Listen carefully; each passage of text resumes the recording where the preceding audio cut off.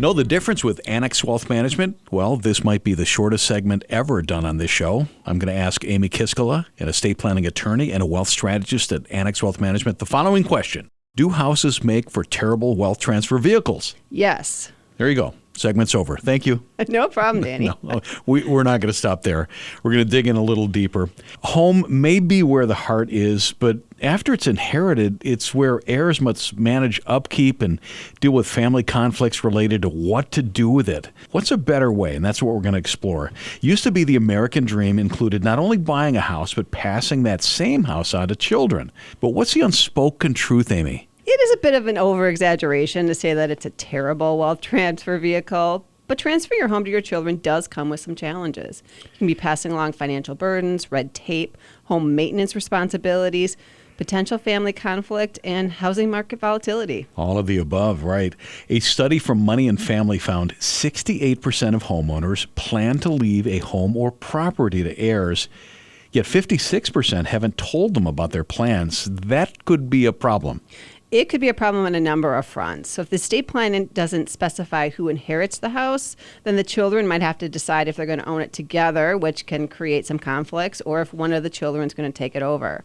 Whoever takes over the home will need a plan to pay those ongoing expenses. And these can be hard decisions to make after mom or dad is gone. So having that conversation while mom and dad are alive can be beneficial in determining whether any of the children would want the house and what the plan is to pay those homeowner expenses. Right, because if your kids are spread out over the country, who's going to wind up with it? Yeah, oftentimes I think parents assume that the kids want the house when the reality is they may be living all over the country. Right.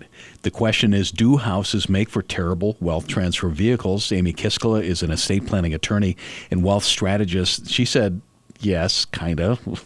Let's talk about the financial burden. As many of us are aware, there's a lot of expenses that go with owning a home. You've got home maintenance and improvements, utilities, property taxes, emergency repairs, insurance.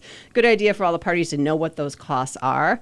There can also be additional complications if there's a mortgage on the house. So let's say mom took out a mortgage at 3%. After mom dies, if you're inheriting the house, you're going to have to refinance that mortgage in your own name. And if you're doing that under today's rates, closer to 8%, those mortgage payments can be higher than you anticipated.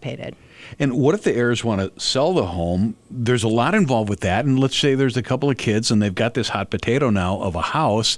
What I would hate, I guess I'm thinking of my situation, I'd hate for my boys to just unload the thing because they wanted to unload it. Right. You want to be really thoughtful about that. And there can be a lot of steps to selling a house. So one of the first things you have to determine is, well, how is the house titled? And does somebody even have authority to sell the house? So if there's a probate involved, that might mean the executor, or it could be the successor trustee if your house is owned by a trust. Often a good idea to use a realtor and an estate planning attorney to help guide the family through that process. So we do this because owners often have a deep emotional attachment to their homes. So when people gift their homes to children and heirs, they're not just given an asset, they're endowing them with all the good memories that were made on the property, but it can open up a can of worms. There are better ways to plan through what to do with a family home. What have you seen work? I've seen this transition work well when parents do have those conversations and really go through that thought process ahead of time during their lifetimes and have a plan in place. So oftentimes it might make sense, the kids may be spread across the country, but there may be one that's living locally that it does make sense for that child to take over the house.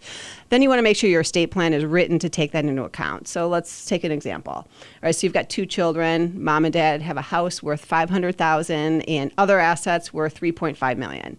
So if there is one kid that wants the house, then the estate plan could say that maybe that child gets the $500,000 house and $1.5 million of other assets, while the other child is going to get $2 million of other assets.